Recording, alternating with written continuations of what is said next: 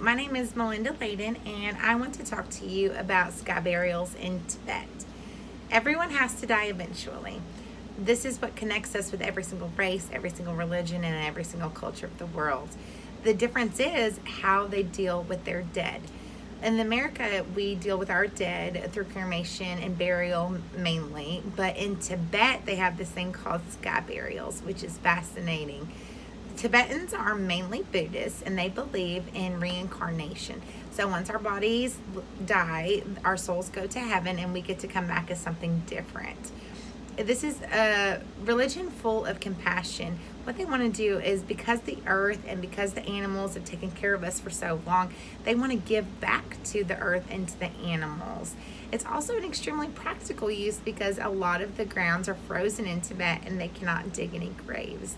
So the funeral process is very different but very creative. What they do is, when someone in their community dies, they take their body up to a stone slab and they chop up a bunch of pieces. And then they take those body pieces up into the mountains and feed the vultures, which are also called dakinis. They are angels. So on this picture, you will see the vultures eating on a human. And then once they're done consuming the body, they will eat everything but the bones. And so the burial master will go up and take the bones and mash them with a mallet and mix them with yak butter.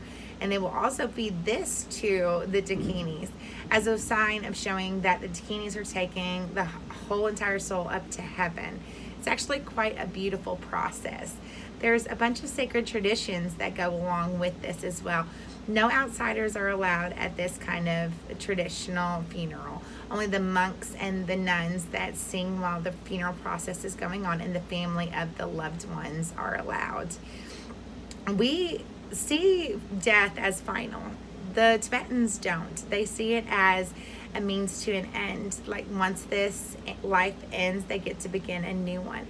And I find that belief very amazing. I think that it is absolutely incredibly beautiful that all of these people think that they will get to come back as something better, and that they feel so strong in their need to supply food for animals on earth that have fed them their whole entire lives. It is actually one of the most beautiful ways I can think of to actually do a funeral.